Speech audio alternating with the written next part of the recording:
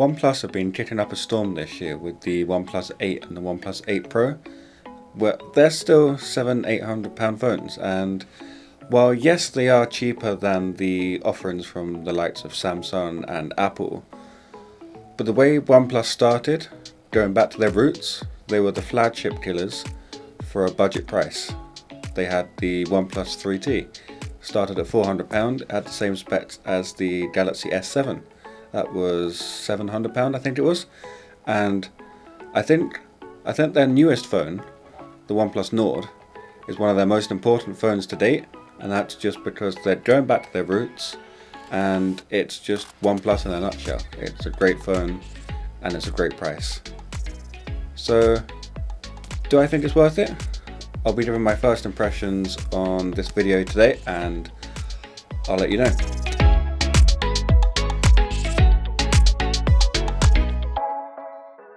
What's up guys, it's Callum here from True Tech Reviews, and in this video I'll be sharing with you my thoughts of how I think using the OnePlus Nord has been over the last week or so. I'll just be running through my thoughts of camera, battery life, performance, and just generally whether it's worth your £379 as a minimum. It's a great phone, I can't complain. OnePlus have been bringing out wonderful phones over the last couple of years, but this is just going back to its roots. It's going back to the cheaper phones, and yes, it does not have the graphical performance of something like an S20 Ultra or a Note 20 Ultra, but for the everyday user, I think this phone could be the perfect phone.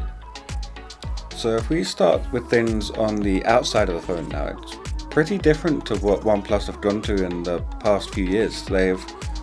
They've usually stuck with the general everyday screens in terms of just a normal punch out with the OnePlus 8 and the OnePlus 8 Pro, or a water drop notch with the OnePlus 6T, OnePlus 7T, or with the 7 Pro they had the pop-up camera. OnePlus have gone for a dual punch hole cutout like the S10 Plus did, and honestly I don't mind it. It's not the greatest way of doing a notch, I don't think. I think the more centralized single punch hole is the better option to go, just because it's less obtrusive.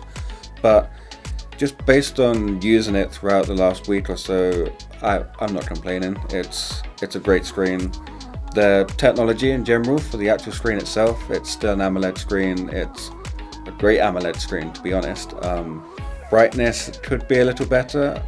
I was testing it myself out in daytime, obviously, and it was getting bright, but it wasn't really bright enough. And in terms of just general everyday usage, for if you are outside a lot and you're using your phone a lot in the outdoor in bright sunlight, I think that you may struggle a little bit there just with the brightness, just because it doesn't go as bright as it should, I believe. OnePlus have actually said it goes up to 1000 nits, which is the same as the likes of the S10, the S20 Ultra, any of those, which are absolutely fine in daylight. But testing it out, there has been a few ifs and buts with how it's been. There has been a test by XDA. They've actually tested it only to be 756 nits, and it's fine. Like it's plenty bright enough for general usage, but if you are using it outside, I would say it's going to be one of those phones that you may need to squint, or you may need to cover the sun or anything like that. It's not great, it's not bad, it is what it is. So in terms of what you're actually getting here, it's a 6.4 inch AMOLED 90Hz panel, and it has great colors. It's got HDR.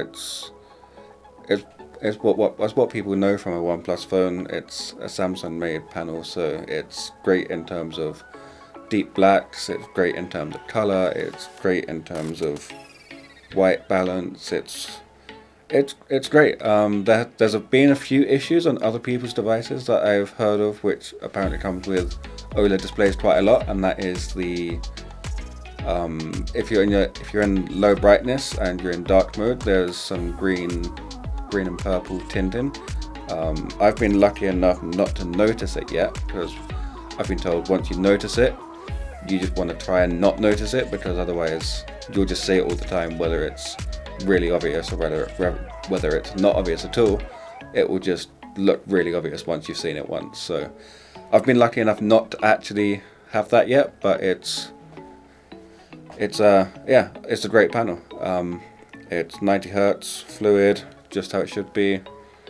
Camera won't show anything like it should be, but it's absolutely great. It's as phones should be.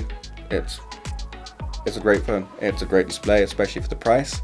£379 at this screen quality.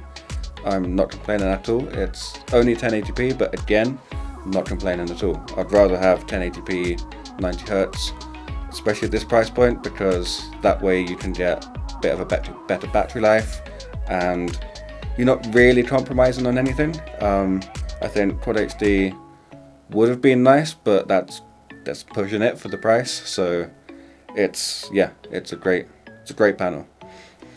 So sticking with the outside now as well, they've actually still kept the alert slider, which I am thankful for. It's a OnePlus. It's basically a dream to use. I'm quite guilty myself of, if I'm using a non-OnePlus phone, I tend to forget to put my phone on loudspeaker and end up missing calls, end up missing messages, things like that. And just having it on here, just being able to change from silent to vibrate to loudspeaker, all with literally a slide of a button, and it's so satisfying to do.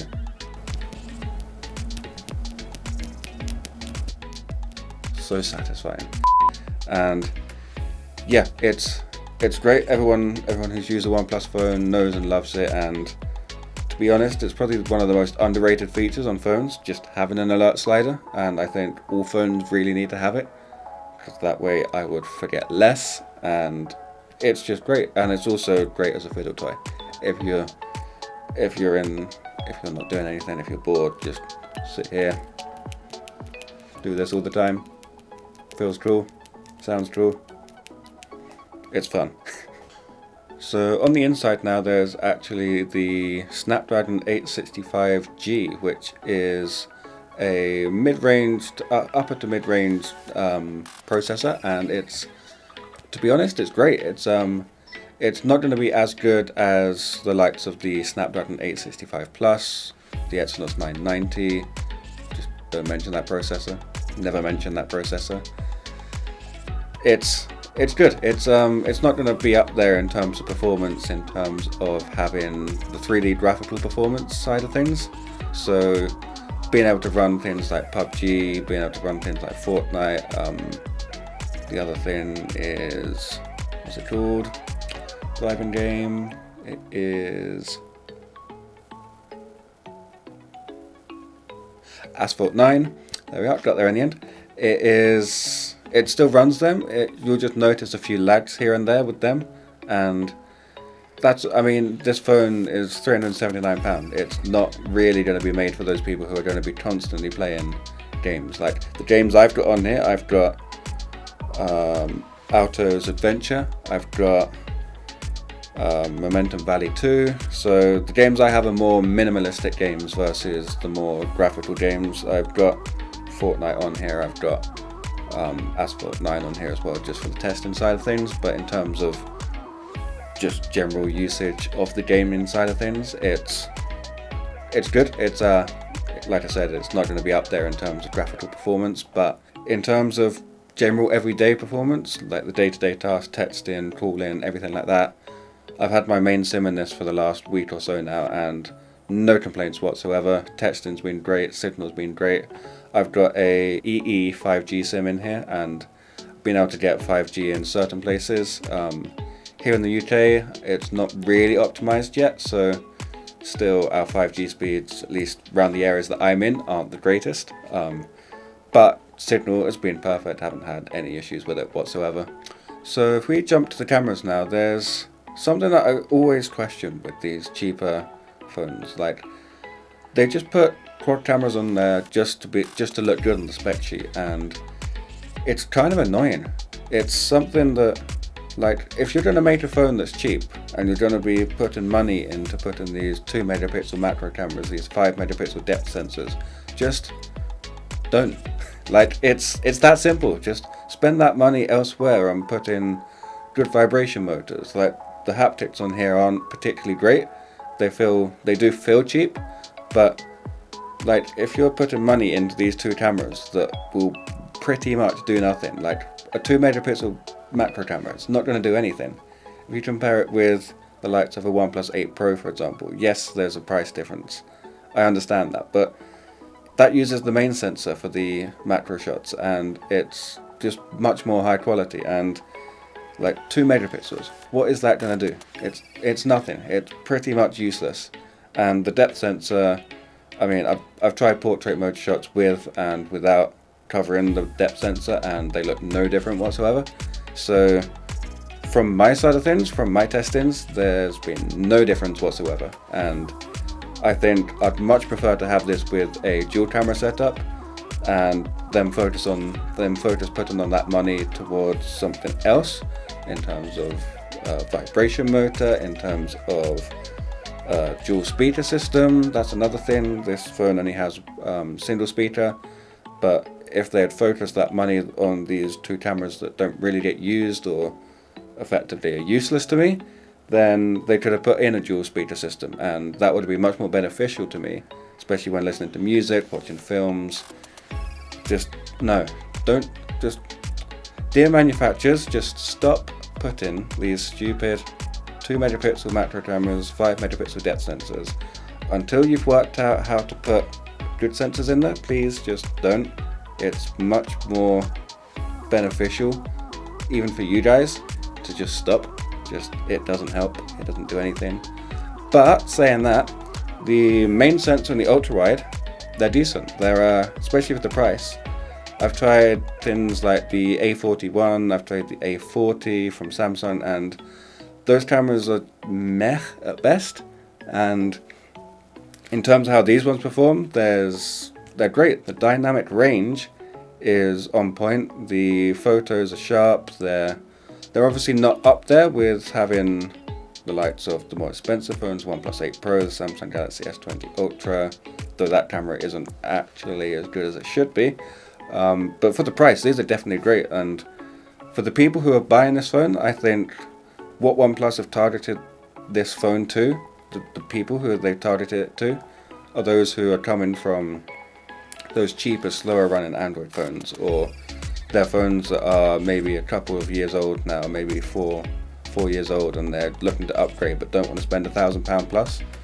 That's where OnePlus, I think, have put themselves with this. And honestly, the cameras are great for the price. And my friend Dave from Mr. West, he's done a camera test on these cameras, and I'll link to that down in the description below. So yeah, I don't know if it's the camera itself or if it's just Dave in general. It's just him. He can work magic with these OnePlus phones, and honestly, it's just crazy. Like, that man can do absolutely anything, especially once you've downloaded the Gcam APK. Once you've got that, it's magic. It honestly is. But in terms of what I've taken from these, just with the stock OnePlus camera app, they've been great. The ultra wide is a little softer than I'd like it to be, but again, that's expected for the price. But I think they're great cameras. They're definitely adequate enough for the price, and I would say take out these 2 cameras here, take out the bottom 2, and I'll be happy. I wouldn't need those 2. I'll be happy just to stick with these 2. So that about wraps up my first impressions of using this phone for the last week, and I'll definitely be posting more content on this phone throughout the coming weeks. And there's just a whole load of videos I need to print out, and I've just received my Note 20 Ultra, and it's just crazy. This week has just been crazy, but there's going to be more videos coming on this. I'll be doing camera comparisons, I'll be doing more videos. I'll also be doing my full review in a couple of weeks' time once I've fully got to grips with this. Obviously, within the next couple of weeks, there could be some software updates. For example, not having 4K 60 on the rear cameras, but having 4K 60 on the front cameras. Bizarre to me. Don't know why OnePlus thought that was the best idea. I understand people do sometimes vlog, but like, have it on both, please. It's only a software thing. It's not that it's limited to doing that. It's able to do that, but just, it makes no sense. But that about wraps it up for this video, and if you did like the video, hit the like button. If you didn't like the video, hit the dislike button twice, and also consider subscribing as well and hitting the notification bell. That just lets me know that you guys are enjoying these kind of videos and really helps me out as well. I'm trying to push for more content. It's been difficult in terms of being busy with work, obviously the whole situation with COVID-19. Probably tell I'm back in my studio now, but yeah, just if you could subscribe, that would mean the world to me. And also check me out on social media. I'll link that in the description box below as well. And yeah, just have a great day and take care. Peace.